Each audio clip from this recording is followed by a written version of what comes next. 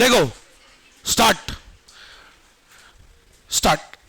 The topic name is the concept of money supply. मेरे अंदर बहुत इंग्लिश आ रही है क्योंकि रात को मैंने इंग्लिश पी थी। तो the concept of money supply. तो क्या होता है मनी सप्लाई, ढंग से सुनना। मतलब मनी की हमने क्या पढ़ा था फर्स्ट यूनिट में, मनी का डिमांड। मतलब मनी की डिमांड क्यों होती है सर? तीन मोटिव्स बोलो। ट्रांजैक्शंस करने के लिए सर पैसा चाहिए, सर प्रिकॉशंस के लिए भी पैसा चाहिए, and for speculative demand of money उसके लिए भी पैसा चाहिए। कई बार कुछ बड़ी अपॉर्चुनिटीज आ जाती है, सही है, तो पैसा तो चाहिए, डिमांड तो खूब है। तो मनी की सप्लाई करता कौन है सर? कोई तो करता होगा। तो मनी की सप्लाई कौन करता है? उसे बोलते हैं प्रोड्यूसर्स ऑफ मनी। क्या बोलते हैं बेटा? देश में कौन मनी को प्रोड्यूस करता है? भाई जब डिमांड हो रही तो कोई प्रोड्यूस तो कर ही रहा होगा, सही है। उसे क्या बोलते हैं हम लोग? प्रोड्यूसर्स ऑफ मनी कहते हैं। तो who are the producers of money? कौन होते हैं वो प्रोड्यूसर्स ऑफ मनी? तो सुनिएगा, आपके देश में जो गवर्नमेंट है और जो बैंक्स होते हैं वो सब क्या कहलाते हैं? प्रोड्यूसर्स ऑफ मनी कहलाते हैं। The government and the banks. Banks में कौन से बैंक? बाप of all banks, central bank and the commercial banks. ये सभी क्या कहलाते हैं? जो बैंकिंग सिस्टम है वो ये दोनों मिलके क्या कहलाते हैं? प्रोड्यूसर ऑफ मनी कहलाते हैं। ठीक है, अब मेरी बात सुनना। दोनों को क्या कहते हैं हम? Producers of money. आपके देश के, अच्छे से सुनो क्या बोल रहा हूं, आपके देश के जो गवर्नमेंट है, आपके देश के जो बैंक्स हैं वो क्या कहलाते हैं? Producer of money. इनके अलावा जो भी बचे, इनके अलावा देश में जो भी बचा वो सब कहलाता है पब्लिक। वो सब क्या कहलाता है? अब आप सुनना, 12th में आपको क्या बताया होगा मनी सप्लाई क्या होता है? The total stock of money available with the public. अब पब्लिक क्या होता है ये नहीं बताया होगा। पब्लिक का मतलब बोलो लोग, जनता, बस। पब्लिक का एक्चुअल मीनिंग क्या होता है? They will never tell you because they don't know. क्या होता है पब्लिक का मतलब? ऑल द हाउसहोल्ड्स, लोग, all the firms, all the institutions except the producer of money। In producer of money को छोड़ के जितने भी हैं वो सब पब्लिक में आते हैं। समझ में आ गई मेरी बात? पब्लिक का मतलब सिर्फ जनता नहीं होता, वो स्कूल की इकोनॉमिक्स थी बेटा, ये नहीं है, समझ लो। तो क्या होता है सर पब्लिक का मतलब? Public means public at large. Public at large का मतलब ये होता है पूरे देश में जितने भी सारे लोग हैं प्लस जितनी भी फर्म्स हैं, जितने भी इंस्टीट्यूशंस हैं, एक्सेप्ट कौन? ये दोनों। कौन? गवर्नमेंट को छोड़ के, और जो आपके देश के बैंक्स हैं उनको छोड़ दो, उसके अलावा सब पब्लिक कहलाता है। समझ में आई मेरी बात? तो सर कौन कौन बचा? देखो आपके कौन कौन बचा? सारे लोग, सारी फर्म्स, सारे इंस्टीट्यूशंस, प्रॉफिट, नॉन प्रॉफिट, सब क्वाजी गवर्नमेंट इंस्टीट्यूशंस। ठीक है, एनबीएफसी। एनबीएफसी सुना है? Non banking financial institutions. Bank की बात नहीं कर रहे, जो नॉन बैंकिंग, जिनको बैंक का दर्जा नहीं मिला है, जो फाइनेंशियल कंपनीज है, फाइनेंस देती हैं लेकिन बैंक का दर्जा नहीं मिला उनको। जैसे मुथूट फाइनेंस सुना होगा तो आपने, मुथूट फिनकॉर्प सुना होगा, जैसे टाटा कैपिटल सुना होगा। टाटा कैपिटल क्या है? एनबीएफसी है, नॉन बैंकिंग फाइनेंशियल कंपनी है। समझ में आ गई मेरी बात? मणप्पुरम गोल्ड लोन सुना होगा, गोल्ड लोन कंपनी है, वो बैंक नहीं है। आई बात समझ में? तो these are non banking, NBFC बोलते हैं इनको।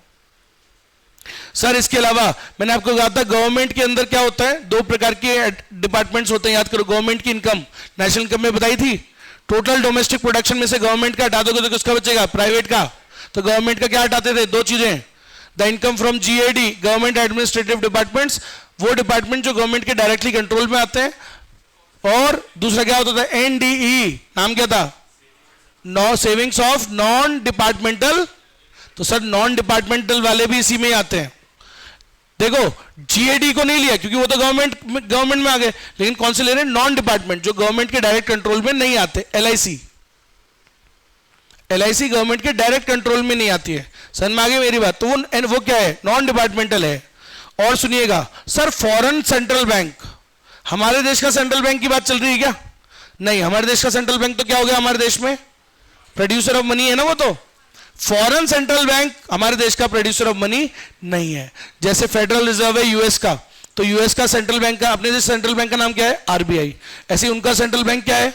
Federal reserve. अब सुनना, फेडरल रिजर्व में भारत के लोगों का भी पैसा पड़ा हुआ है कुछ।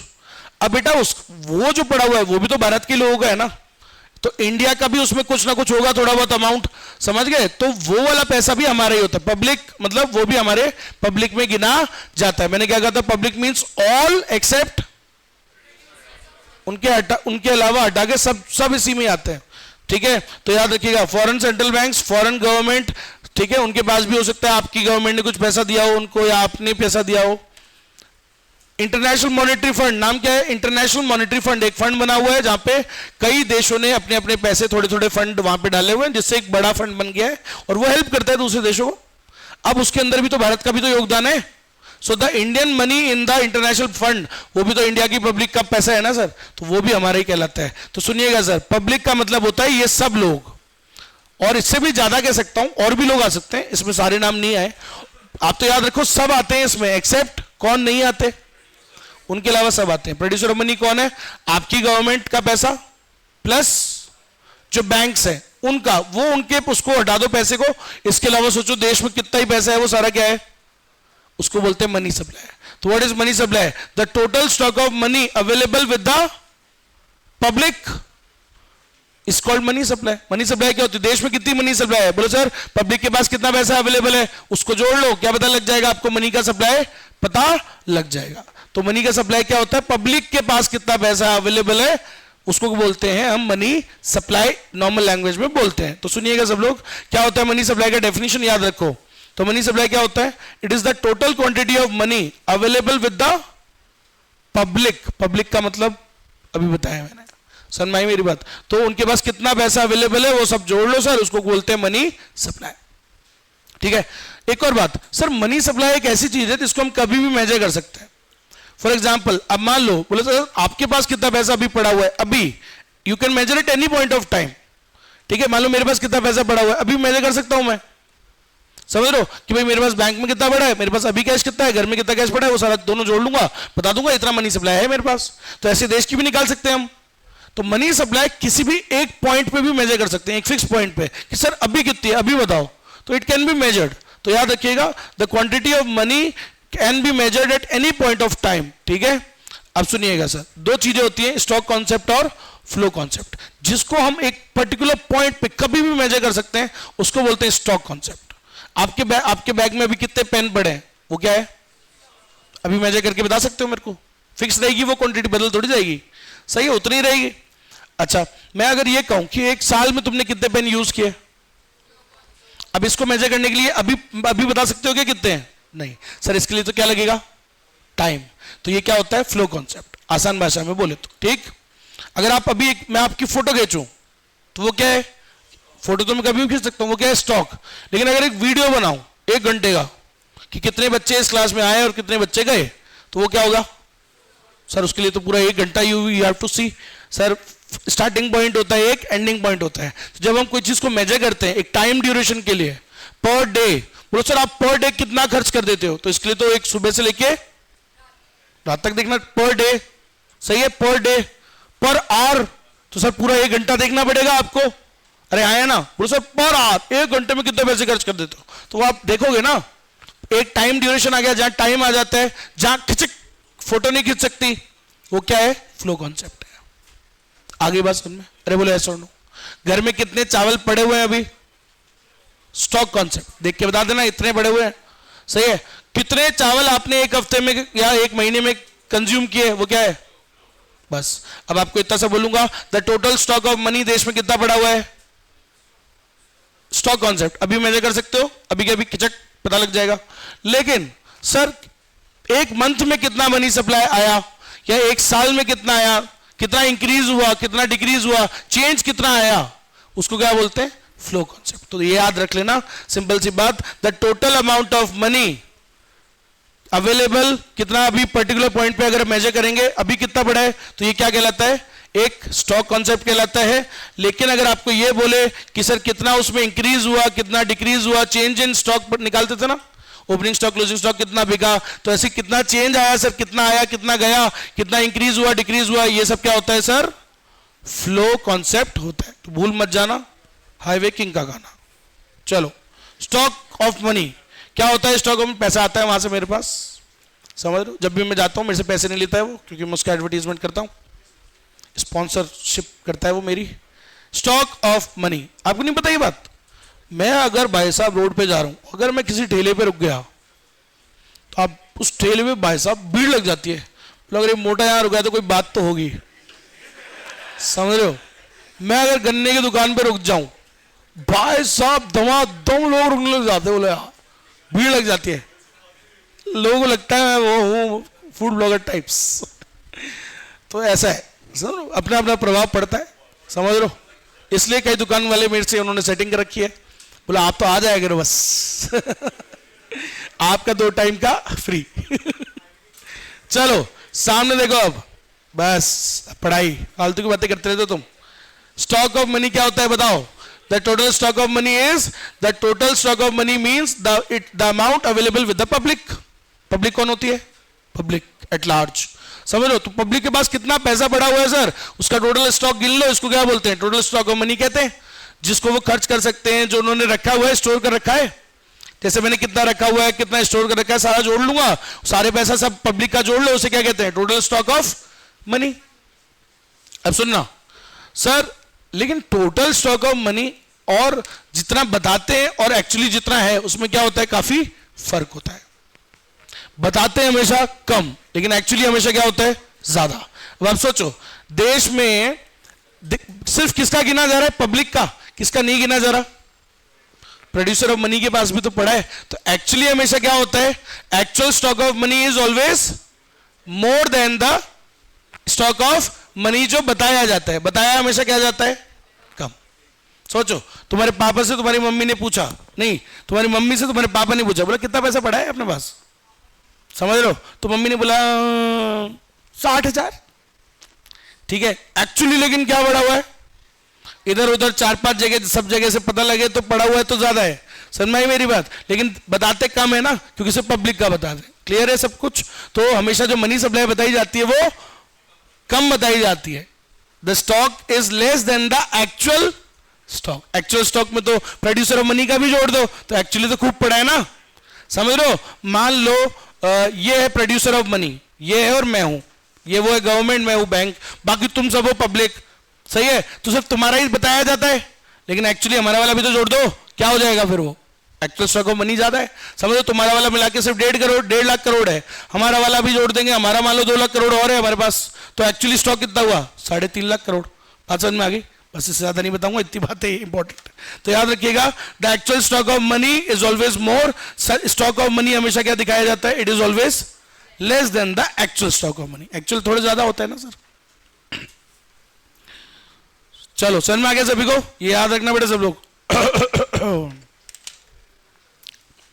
सर ये मनी सप्लाई मेजर क्यों करते हैं? मतलब क्यों पता करना कि देश में कितना पैसा पड़ा है?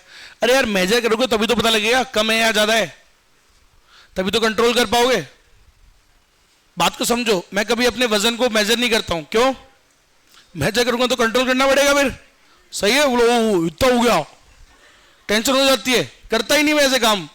समझ लो मेरी बात? तो याद रखिएगा, मेजर क्यों करते हैं हम? ताकि कंट्रोल कर पाए।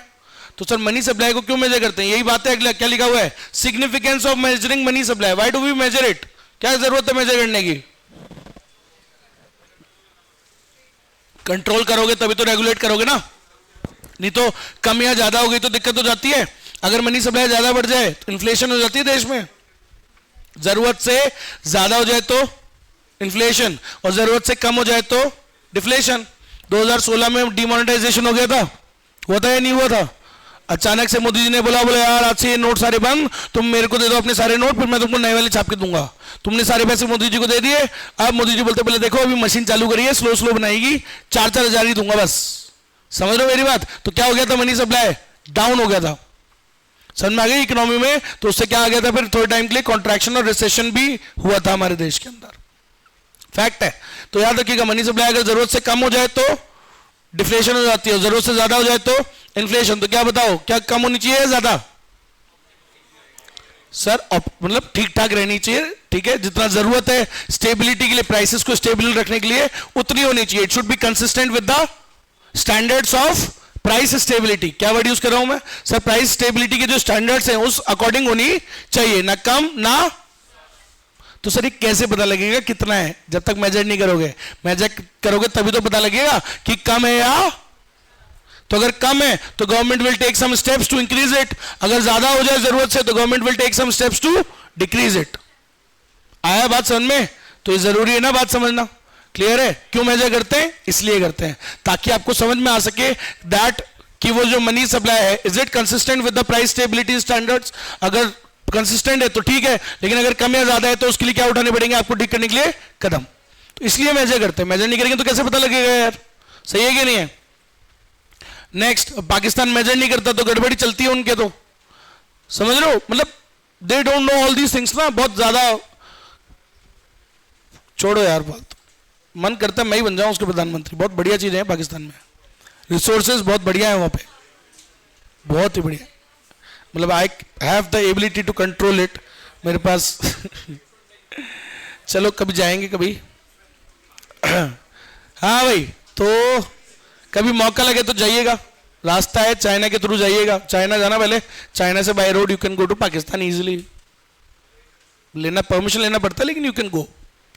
चलो समझिएगा सब लोग। मनी सप्लाई पाकिस्तान बहुत बढ़िया है यार, मैच देखो कभी इंडिया पाकिस्तान का, पता लग जाएगा। पाकिस्तान भाई साहब है तो बढ़िया। तो सुनिएगा मैं क्यों बोल रहा हूं फालतू, इधर देखो आप। मनी सप्लाई जो है वो क्यों मेजर करते हैं? दो रीजन है उसके sir. Number one, sir money supply का एनालिसिस करने से क्या पता लगता है? It provides a deeper understanding of the causes of money growth. Sir उससे हमको पता लगता है कि यार देखो पिछले साल इतनी थी, इतने साल ये बढ़ गई, तो बोले यार क्यों बढ़ी? तो हमें धीरे धीरे समझ में आने लग जाता है कि किन चीजों से ग्रोथ होती है, किन चीजों से डाउनफॉल जाता है, तो हम उससे फिर अगली बार के लिए सीख जाएंगे ना। लर्निंग्स मिलती है आपको बहुत। It provides us a deeper understanding. समझ लो स्टैटिस्टिक्स सब्जेक्ट क्यों बना है? तुम्हारी छोटी बड़ी करने के लिए नहीं बना है वो, पता है क्या के लिए बना है? वो इसलिए बना है ताकि to understand the economic problems. पढ़ा है 11वीं क्लास में आता है स्टैटिस्टिक्स, कौन से सब्जेक्ट में आता है बताओ? इकोनॉमिक्स में। क्यों आता है? वो बनाई उसी के लिए, एक्चुअली उसके लिए बनाया। आजकल तो खैर यूज हो रहा है सब जगह, लेकिन स्टैटिस्टिक्स बना काय के लिए? To understand the economic problems you need to have data. बिना डेटा के कैसे अंडरस्टैंड करोगे उसको? अरे समझ लो मेरी बात। तो सर वैसे ही यहां पे बोल रहा है वो, सर मनी सप्लाई कैसे ग्रो होती है, कैसे ग्रोथ होती है उसकी, कैसे क्या रीजंस होते हैं, तो उसको अंडरस्टैंडिंग के लिए आपको क्या करना पड़ेगा? उसे मेजर करना पड़ता है। और ये काम आपके देश का आरबीआई करता है।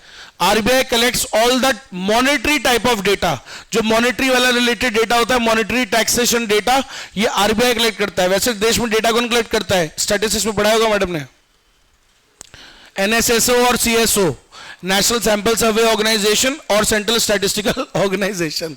तो ये दो ऑर्गेनाइजेशन है, ये कलेक्ट करती है डेटा, अलग अलग प्रकार का डेटा कलेक्ट करती है। लेकिन जो फाइनेंशियल डेटा है कौन कलेक्ट करता है? आरबीआई। क्यों करता है? To provide a deeper understanding. Money supply का डेटा क्या है? फाइनेंशियल डेटा है ना। अरे बाकी डेटा भी होते हैं कि किस परिवार में परिवार नियोजन हो रहा है, किस में 2 बच्चे हो रहे हैं, किस में 1 बच्चा हो रहा है, किस में कितने ज्यादा हैं। ये सारे डेटा किस में आते हैं? कितने लोग पढ़े लिखे हैं, कितने लोग पढ़े लिखे नहीं है, कितने बर्थ रेट है, कितने डेथ रेट है, ये सब एनएसएसओ और सीएसओ पता करते हैं। समझ रहे हो? बर्थ रेट, डेथ रेट, ये वाला डेटा। लेकिन ये वाला डेटा, फाइनेंशियल डेटा, टैक्सेशन वाला, मनी सप्लाई, ये सब कौन कलेक्ट करता है? आरबीआई। क्यों करता है? To provide a deeper understanding for the causes of money growth. सही है? डेटा कलेक्ट करोगे तभी तो उससे समझ पाओगे। डेटा का एनालिसिस करेंगे, समझ में आएगा किन चीजों से बढ़ती है, किन चीजों से नहीं बढ़ती है। समझ में आया? तो पता होना चाहिए। अब सुनिएगा, सर हमारे देश में मनी सप्लाई कौन कौन करता है? तो सुनो बेटा, अरे बात नहीं हुई। मनी सप्लाई कौन कौन करता है? तो सुनो, एक्चुअली तो गवर्नमेंट भी करती है और वो भी करता है गवर्नमेंट, लेकिन चिल्लर बनाती है। समझ लो, 2 रुपए और 2 रुपए से नीचे की चिल्लर गवर्नमेंट बनाती है, बोले वो तुम बना लो। बाकी मेन कौन प्रोड्यूस करता है? मेन प्रोड्यूसर कौन है? बैंक्स। बैंक में भी 2 बैंक होते हैं सर, एक सेंट्रल बैंक होता है, एक कमर्शियल बैंक्स होते हैं। लेकिन जो सेंट्रल बैंक होता है वो क्या होता है? इट इज द बाप ऑफ ऑल बैंक्स। सारे बैंकों का बाप कौन? आरबीआई। मतलब सेंट्रल बैंक होता है, वो सारे बैंक्स को कंट्रोल करता है, देश के बैंकिंग सिस्टम को कंट्रोल करता है। समझ लो, बच्चों को कौन जन्म देता है? बाप ही तो देता है। तभी तो बाप कौन है? Central bank. आरबीआई तो लाइसेंस देता है सारे बैंक्स को, और कौन देता है? सेंट्रल बैंक ही देता है। कोई भी बैंक के लाइसेंस को इशू कौन करता है? उसको बैंक बनाना कौन बनाता है? Bank RBI. किसी को बंद करना हो तो बंद भी वही करता है, किसी के लाइसेंस को रिन्यू करना हो वो सब वही करता है। समझ में आया? सारे बैंकिंग सिस्टम को कंट्रोल कौन करता है? आरबीआई। तो सुनना, आरबीआई है एक तो, और एक बैंकिंग नहीं है, बैंकिंग है, ठीक कर लो इसको। वो अरे वो भी नशे में रहता है, टाइपिस्ट। बैंकिंग सिस्टम, तो याद रखिएगा सब लोग, बैंकिंग सिस्टम मतलब आपका कमर्शियल बैंकिंग सिस्टम। तो सर कमर्शियल बैंक्स जो होते हैं वो भी क्या करते हैं? पैसा क्रिएट करते हैं। अब सुनना सर, मनी की सप्लाई कहां से आती है देश में, कौन क्रिएट करता है? अब सुनो, ओरिजिनल सोर्स कौन है, मेन कौन सा सोर्स है, छापता कौन है, छापने की मशीन किसके पास है? मशीन तो आरबीआई के पास है। प्रिंट करने की जो मशीन है वो आरबीआई के पास होती है। एक्चुअल सोर्स वही है, छापता वही है। समझ लो मेरी बात, प्रिंट वही करता है। तो आरबीआई जो भी प्रिंट करता है करेंसी, इशू करता है जो भी करेंसी, उसको बोलते हैं हाई पावर्ड मनी। बोलो मेरे साथ, क्या बोलते हैं उसको? इसी के कई नाम भी हैं, जैसे आपका स्कूल में अलग नाम होता है, घर पे अलग नाम होता है, वैसे इसका हाई पावर्ड मनी भी नाम है। इसको मॉनेटरी बेस भी कहते हैं, क्योंकि एक्चुअल बेस तो यही देता है। समझ लो, इसी को फिएट मनी भी कहते हैं लगभग। तो आरबीआई जो भी पैसा इशू करता है उसे क्या कहते हैं? Fiat money. वैसे फिएट मनी एक बड़ा टर्म है, उसमें सारा आ जाता है वैसे, लेकिन मेनली ये दो नाम है, आपको याद रखने ये वाले, ठीक है? फिएट मनी चाहो तो काट सकते हैं। फिएट मनी क्या होता है? जो भी गवर्नमेंट इशू करे उसे क्या कहते हैं? तो कह तो इसको भी सकते हैं। एक और बात, स्कूल में पढ़ा होगा आपने, 4 फॉर्मूले पढ़े होंगे मनी सप्लाई निकालने के। कौन कौन से थे? नाम बता दो चलो। M1, M2, M3, M4। किसी ने बताया था क्या M0 भी होता है? कौन सा होता है M0? M0 होता है मॉनेटरी बेस, इसी को कहते हैं M0। ये छपेगा नहीं ना जब तक, तब तक जो बाकी फॉर्म्स ऑफ मनी है वो बनेंगे ही नहीं। छापता कौन है पहले? आरबीआई। आरबीआई पहले पैसे प्रिंट करता है, करेंसी प्रिंट करता है, फिर वो जनता को में बांट देता है जो भी तरीके से। वो बांटने के बाद जनता कहां जमा कराती है? अपने बैंकों में। तुम अपने अपने बैंकों में जमा कराओगे। अब बैंक उस पैसे से पैसा बनाएगा। जो जितने भी कमर्शियल बैंक है, अभी इसके नीचे एसबीआई बैंक है, आईसीआईसीआई है, HDFC, all these are called commercial banks. ये किससे पैसा बनाते हैं? ये छापते थोड़ी, इनके पास मशीन नहीं है पैसे छापने की। ये अपने पैसे से पैसा बनाते हैं। They create money by demand deposits. आप जब इसमें बैंक में खाता खोला हुआ है ना तुमने, current account, saving account, Kasa deposit बोलते हैं इसको, CASA, current account, saving account. तो लोग इसमें पैसा जमा कराते हैं। अरे कराते नहीं कराते? तो जो तुम पैसा उसमें जमा करा रहे हो, तुम्हारे पैसे को वो आगे लोन की तरफ बांट देता है, और क्या कमाता है उस पर? ब्याज। समझ में आया? तुम्हारे पैसे को लोन की तरह बांट देगा। तुमने मान लो बैंक में जमा करा 1 करोड़, तुम्हारे पैसे को एज ए लोन किसी और को बांट देगा। अब उस पर क्या कमाएगा? 12-13% ब्याज कमाएगा मान लो। समझ लो, चलो 10% कमाएगा। तुम्हें कितने देगा? करंट अकाउंट पे तो घंटा ही कुछ नहीं देता। सेविंग पे कितना देता है? 4%, 3%। समझ लो, तुम्हारे पैसे से 12 कमा रहा है, तुमको कितने दे के खुश कर देता है? 4। बाकी का 8% उसका प्रॉफिट है ना। तुम्हारे पैसे से पैसा बना रहा है और बनते जा रहा है। एक बार और मल्टीपल टाइम्स बनता है। पढ़ा था इन्वेस्टमेंट मल्टीप्लायर? देश में अगर इन्वेस्टमेंट की एक भी बूंद आती है तो क्या उससे एक ही गुना बनता है क्या? नहीं, मल्टीपल टाइम्स पैसा बनता है ना। वैसे ही यहां पे होता है। आरबीआई अगर 1 करोड़ छाप रहा है तो 1 करोड़ ही पैसा थोड़ी बनेगा उससे। देश में मनी सप्लाई तो और ज्यादा हो जाती है, क्योंकि उस पैसे से भी पैसा बनता है। कौन बनाता है पैसे से पैसा? Commercial banks. आरबीआई कैसे बनाता है? छाप कर, प्रिंट करता है करेंसी। आगे बात समझ में? और सुनो, तो ये दोनों पैसा सोर्स ऑफ मनी सप्लाई क्या है? 2 है। Who is the primary source? अगर आरबीआई छापेगा ही नहीं तो पैसे से पैसे कैसे बनाएगा? छाप के तो वो दे रहा है ना उसको। समझ में आई मेरी बात? वो वाली बात है। तो प्राइमरी सोर्स कौन होता है? आरबीआई। तो बेटा सुनिएगा सब लोग, सेंट्रल बैंक के बारे में कुछ बातें पढ़ लेते हैं। The decisions of central bank determines the money supply in an economy. सही बात है। मनी सप्लाई देश में कितनी होगी ये किसके डिसीजन से चलता है? सेंट्रल बैंक, आरबीआई डिसाइड करता है हमारे देश में कि मनी सप्लाई कितनी होगी, कम होगी, ज्यादा होगी, बढ़ानी है, घटानी है। All these decisions are taken by RBI. ठीक सर, कैसे पता लगेगा कम है या ज्यादा है? जब मेजर करेंगे। कौन मेजर करता है? आरबीआई। इसलिए तो मेजर करता है कि यार वो किसके हिसाब से कंसिस्टेंट रहे, मनी सप्लाई किसके हिसाब से रहनी चाहिए? With the standards of price stability. जितनी देश में स्टेबिलिटी की जरूरत है उसके हिसाब से कंसिस्टेंट रहना चाहिए, ना कम होनी चाहिए ना। इसलिए तो मेजर करता है। कौन मेजर करता है? आरबीआई। और फिर डिसीजंस लेता है, कम है तो उसे बढ़ाएगा और ज्यादा है तो घटाएगा। All decisions are taken by RBI. कितनी मेंटेन करनी है कौन डिसाइड करता है? आरबीआई। एक और बात sir, central bank of all the countries are empowered to issue currency. सही बात है, देश में करेंसी इशू करने की अथॉरिटी सिर्फ किसके पास है? मशीन छापने की किसके पास होती है? आरबीआई के पास। कौन से नोट छपेंगे, कौन से नहीं छपेंगे, डिमोनेटाइजेशन, कौन से बंद करने, कौन से नए चालू होंगे पहली बार, कौन से बंद करके फिर चालू करने, रीमोनेटाइजेशन, कौन डिसाइड करता है ये सब कुछ? आरबीआई। तुम्हें क्या लगता है वो मोदी जी सिर्फ सामने आके बोले थे कि भाई भाइयों बहनों आज से 500 और 1000 रुपए के नोट लीगल टेंडर नहीं होंगे, ठीक है? तो बस उनको आगे से अनाउंस करना था। डिसीजन तो कौन लेता है? आरबीआई डिसाइड करता है कि कैसे होगा। आरबीआई देखो घर का जो मुखिया है वो डिसाइड करता है कि मेन गाइडलाइंस वो देता है, लेकिन उसके लिए बनाता प्रॉपर स्ट्रैटेजी कौन है? जिसका वो काम है। सोच किसकी होगी? मोदी जी की। लेकिन उसके पीछे एक्चुअल जो वर्किंग करता है वो कौन करेगा? आरबीआई ना। तो आरबीआई तो डिसाइड करता है। अब आप सुनिएगा, तो central bank of all the countries is empowered to issue currency and hence it is the primary source of the money supply. देश में कौन होता है primary source of money supply? RBI होता है। याद रखना, वही छापता है, प्राइमरी ओरिजिनल सोर्स तो वही है ना भाई। हाई पावर्ड मनी, आरबीआई जो पैसे छापता है उसे क्या कहते हैं? High powered money is issued by the monetary authorities and it is the source of all other forms of money. बाकी पैसे इसी से ही बनते हैं। समझ में आया?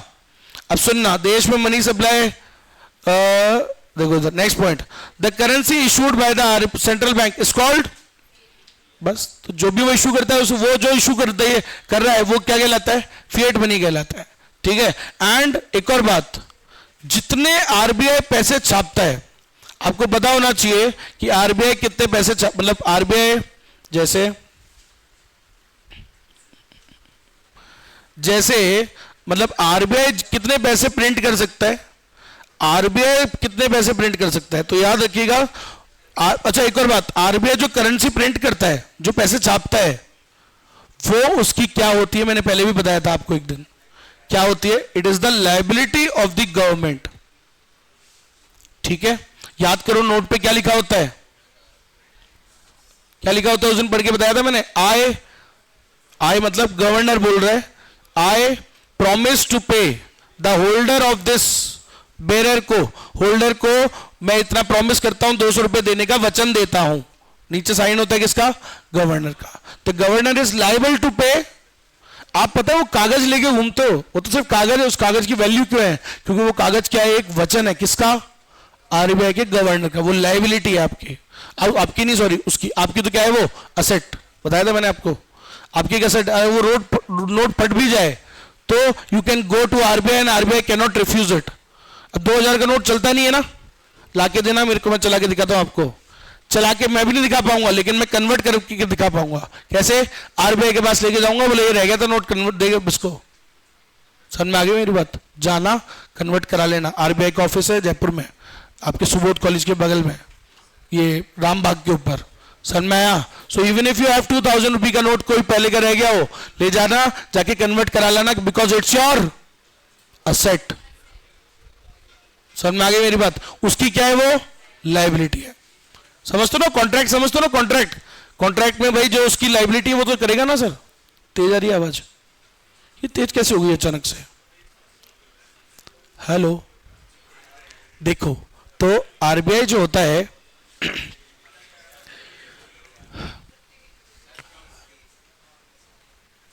आरबीआई जो करेंसी इशू करता है वो उसकी क्या होती है बेटा? लायबिलिटी होती है। समझ में आई मेरी बात? एक और बात, आरबीआई मान लो 100 करोड़ रुपए इशू किया। अब जितने वो इशू करता है ना, इसके बैकअप में उसके पास क्या होने चाहिए? उतने रिजर्व्स होने चाहिए। बोलो सर काय के reserves? Gold reserves plus forex. तो इतने बैकअप में जितने आप इशू करो छापो। इसलिए तो देखो हर इंसान को जीवन में जब पता लगता है कि नोट्स मशीन से छपते हैं तो वो हमेशा एक सवाल उसके दिमाग में आता है, बोले अगर छपते ही तो बोले थोड़े ज्यादा क्यों नहीं छाप लेते? ज्यादा छाप नहीं सकते ना सर, लेकिन ऐसे बोले कागज ही तो लगता है सर, 4 पेड़ और काट दो, थोड़े ज्यादा छाप लो। सही है, कागज ही तो चाहिए, लेकिन ऐसा नहीं है। जितने हम उतने ही छाप सकते हैं जितना हमारे पास उसके लिए क्या होना चाहिए? बैकअप में इक्विवेलेंट अमाउंट के रिजर्व्स होने जरूरी है। पहले ऐसा सिस्टम था, हम ये फॉलो करते थे, इसलिए हम कई देशों से पीछे रह जाते थे, क्योंकि हमने खुद के लिए क्या बना लिया था, एक बैरियर। आपने अपने दिमाग में एक बैरियर बना लिया, बोले उतना ही छाप सकते हैं जितने पहले बराबर रिजर्व्स हो। पहले ये सिस्टम चलता था दुनिया में, तो हम भी यही फॉलो करते थे। लेकिन फिर दुनिया में एक नया सिस्टम आया, ये था equal system, equal backup system बोलते हैं इसको। लेकिन उसके बाद एक नया सिस्टम आया जिसको मिनिमम रिजर्व सिस्टम कहते हैं। क्या कहते हैं? Minimum reserves. अब आज की डेट में you can print currency to any extent तक आप छाप सकते हो, कितना भी छाप सकते हो, बस उसका एक मिनिमम अमाउंट आप रख लो। जैसे फॉर एग्जांपल आपने 1 लाख करोड़ छापे, तो 1 लाख करोड़ का कुछ मिनिमम रिजर्व 1/10 कुछ भी वो आपका आरबीआई बताता है कि इतना वो रख लो, और मतलब इतना रखना है, उसके अलावा आप पूरा छाप सकते हो कितना भी। उसका सिर्फ क्या रखने की जरूरत है? बराबर रखने की जरूरत, थोड़ा सा रख लो बस। अरे आई कि नहीं आई बात समझ में? जैसे आपने दही बनाया, दही बनाने के बाद अगले दिन भी तो दही बनाना है, तो कितना सा जामन रखना पड़ता है? Just a little bit. समझ में आ गया मेरी बात? ऐसा ही पूरा उतना ही दही बनाने के लिए क्या उतना ही जामन चाहिए होता है क्या?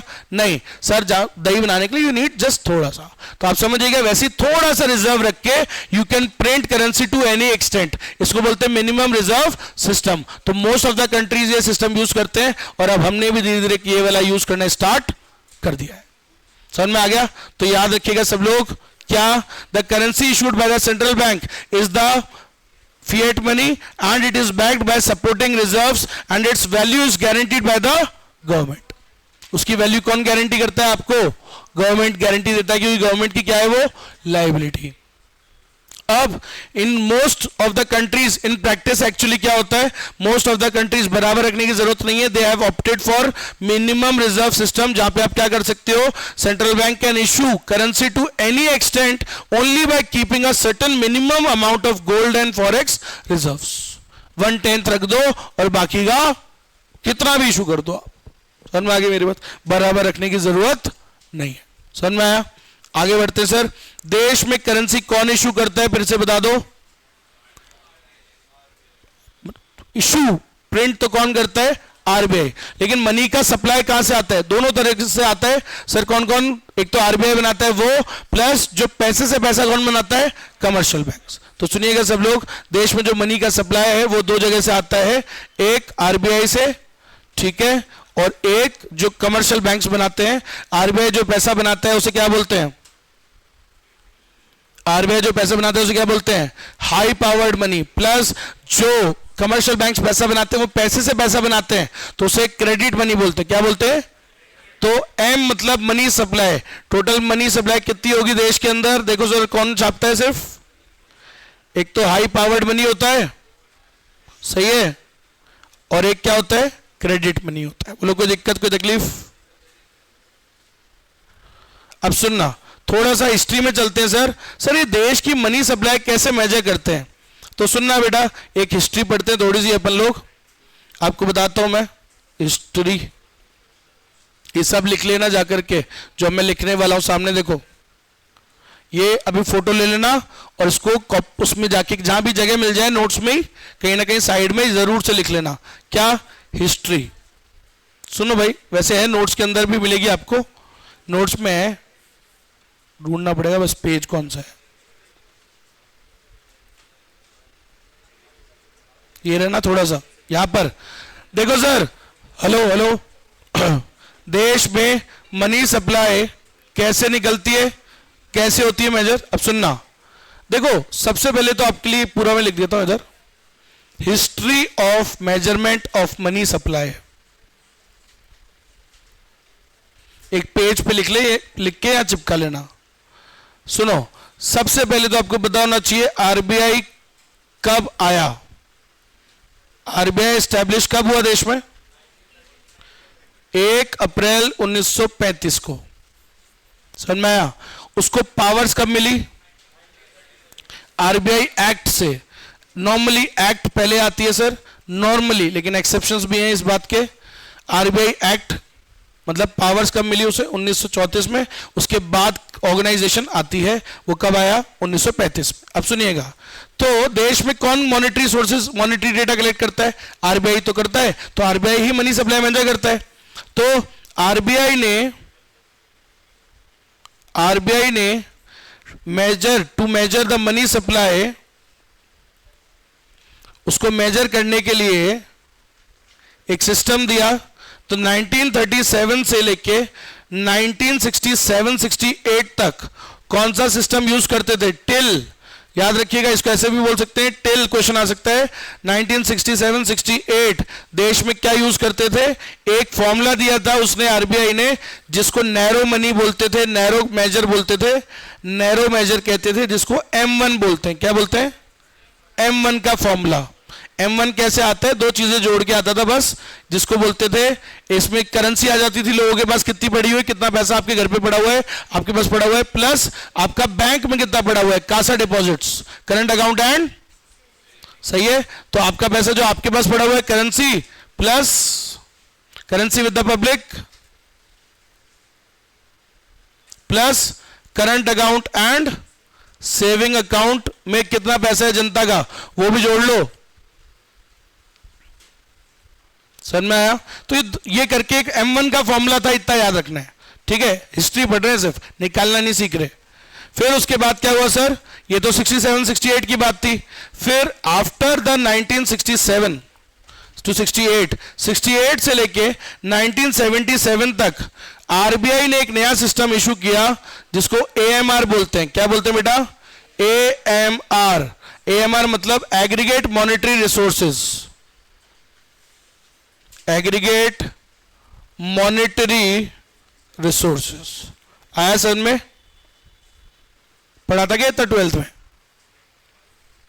छोड़ो रहने दो, पढ़ा था। अब सुनो, हो ही नहीं सकता। अब आप समझो इधर, अब 77 तक ये सिस्टम चलता था। आफ्टर 1977 ऑनवर्ड्स फिर आरबीआई ने क्या किया? न्यू एक कमिटी बनाई, न्यू कमिटी, जिसको क्या बोलते हैं? SWG, second working group. Second working group उसने सजेस्ट किए 4 मेजर्स।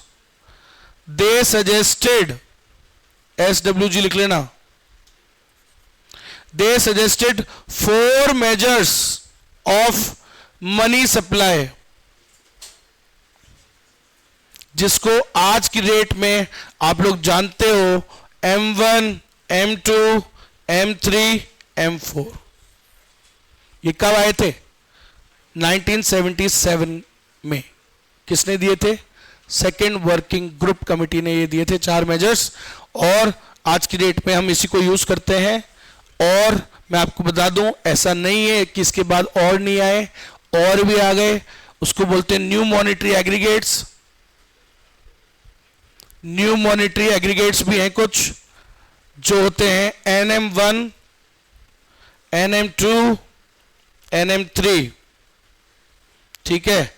और एक होते हैं आपके लिक्विडिटी एग्रीगेट्स भी हैं कुछ, L1, L2,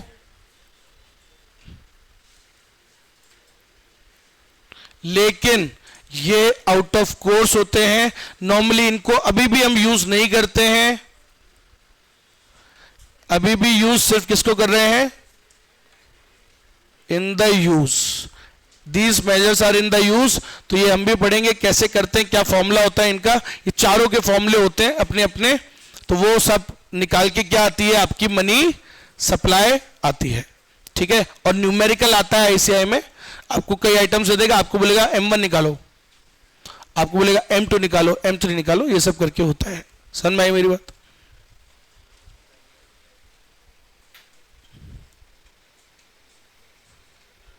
अब सुनना, तो ये अपने मॉनेटरी एग्रीगेट्स हैं जो हम पढ़ेंगे, ये इसकी हिस्ट्री है। तो इसका फोटो ले लो, फोटो ले लो, फोटो ज्यादा लिख दिया क्या मैंने? तो इतने से ही तो है।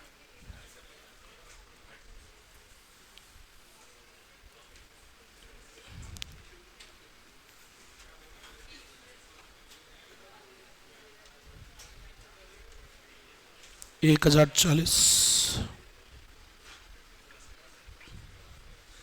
तो देखो कल मैं पढ़ाऊंगा आपको ये M1 क्या होता है, M2 क्या होता है, M3 क्या होता है। देखो लिखा भी है, फॉर्मूला भी लिखा हुआ है इधर। तो M1 क्या होता है भैया? M1 is the narrow money. Narrow money का मतलब क्या है सर? ये नैरो मतलब मोस्ट लिक्विड। अरे बातें नहीं, मतलब जिसको जो ऑलमोस्ट मनी के बराबर ही है। समझ रहे हो भाई? बैंक में भी जो पड़ा है वो मनी के बराबर ही तो है। यू कैन, तभी तो इसको डिमांड डिपॉजिट क्यों बोलते हैं? Because they can be withdrawn on demand. आज आपको पैसों की जरूरत है, बैंक जाओ पैसा निकाल लो, जाने की भी जरूरत नहीं है, एटीएम से निकाल सकते हो। तो these are demand deposit, payable on demand. समझ लो, देखो बैंक में एफडी में भी तो पैसा होता है। एफडी में होता है, आरडी में होता है, कई अलग अलग स्कीम्स में आप जमा कराते हो। वो वाला नहीं जोड़ते M1 में। M1 क्या होता है? सिर्फ क्या जोड़ते हैं? करंट अकाउंट, सेविंग अकाउंट वाले, प्लस जो आपके पास करेंसी पड़ी है वो।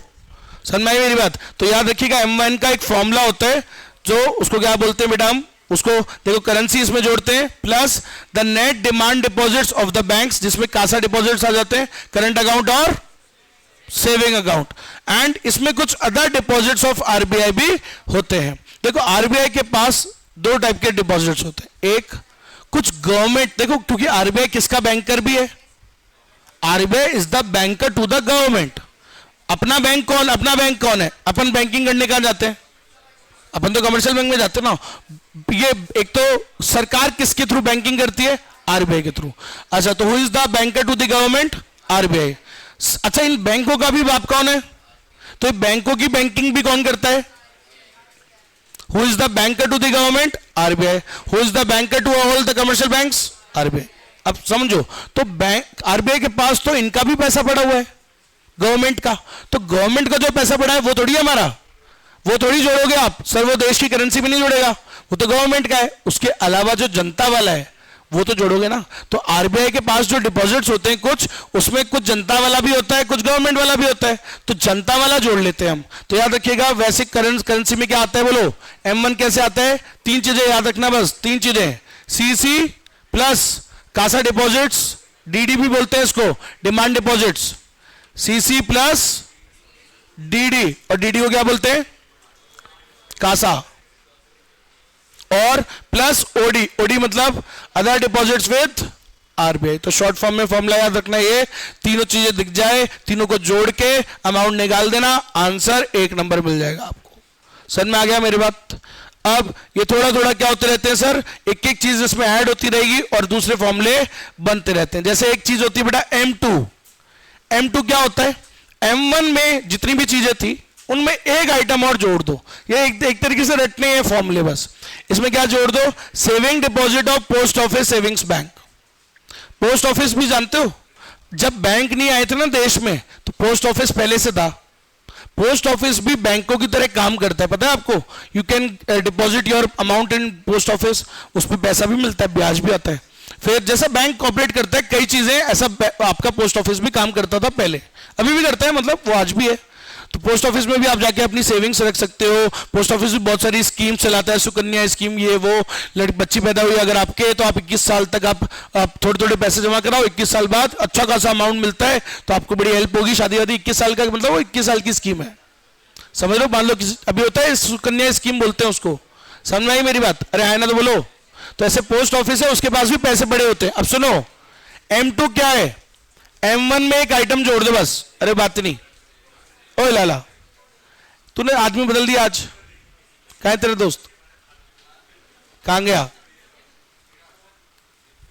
अच्छा नया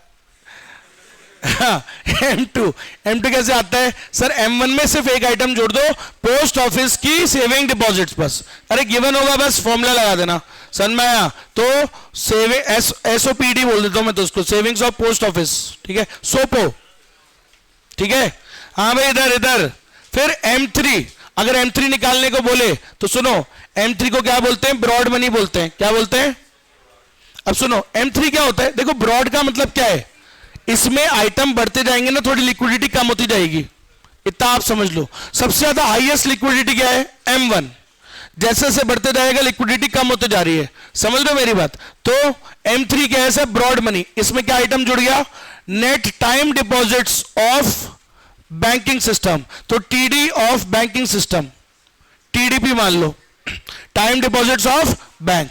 तो अगर M1 में, ऊपर वाले में M1 क्या था, CC plus DD plus OD, उसमें एक आइटम और जोड़ दो, समझ रहे हो, ठीक है, एनटीडी नेट टाइम डिपॉजिट्स और जोड़ दो बैंक्स के, तो क्या आ जाता है सर, M3 आ जाता है। टाइम डिपॉजिट क्या होते हैं, जो एक फिक्स टाइम के लिए लगाए जाते हैं, एफडी वेफडी सुने, तो वो वाला। लेकिन यार एक बार बताओ, एफडी में तो सर 5 साल बाद मिलेगा ना, मतलब जो भी टाइम है, तो इसलिए तो वो कम लिक्विड है।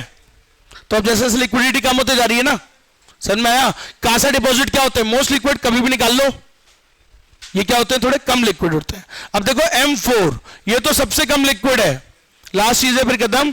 M4 कैसे आता है सर, M3 मतलब ये जो ऊपर वाला था, मतलब अरे CC plus DD plus OD, ये क्या होता है M1, इसमें पहले M3 बनाओ, M3 कैसे आता है, एनटीडी जोड़ दो, net time deposits of the bank. अब एक आइटम और जोड़ दो sir, all deposits of post office, इसमें all deposit of post office, AOPO, समझ में आ गई, ये जोड़ते ही क्या हो गया, M4। एक्सक्लूडिंग एक चीज होती है एनएससी, ये शॉर्ट टर्म की होती है तो इसको हम इंक्लूड नहीं करते, एनएससी वैसे भी जनता का है, नेशनल सेविंग्स है, उसको हटा के ही बोलते हैं हम। तो याद रखिएगा सब लोग, M4 का फॉर्मूला क्या है सर, M3 वाला जो था ना, CC plus DD plus OD M1, इसमें M3 कैसे आता है, net time deposit of the banks, वो जोड़ दिए, M3 बन गया। M3 में ऑल डिपॉजिट जोड़ दो आप पोस्ट ऑफिस के, एक्सक्लूडिंग मतलब वो, और क्या आ जाता है, M4। सब कुछ गिवन होगा, बस फॉर्मूला लगाओ, आंसर निकालो। एक बात और याद रखना सर, इसमें हाईएस्ट लिक्विड किसको बोलते हैं, narrow money M1, least liquid M4, ठीक है। अब सुनना मेरी बात, आई से बहुत नीचे, कुत्ता है कमीना है, यहां पे M4 बोल रहा है ना, M3 लिख के आना, लेकिन मेरे कहने पे, मैं जानता हूं ना, समझ में आया। M3 is the widely used measure of money supply, ठीक है। M1 M2 इन दोनों को क्या बोला जाता है, नैरो मनी। अभी दोनों बोल रहे हैं ना, लेकिन दोनों में एक ही ऑप्शन दिया, तो अब M1 करके आना, समझ में आया, ठीक है। M1 अच्छा, और M3 को क्या बोलते हैं, एग्रीगेट मॉनेटरी रिसोर्सेज भी बोलते हैं। AMR बोला था ना, AMR कब यूज किया था, 68 से 77 तक, तो AMR होता है ये M3।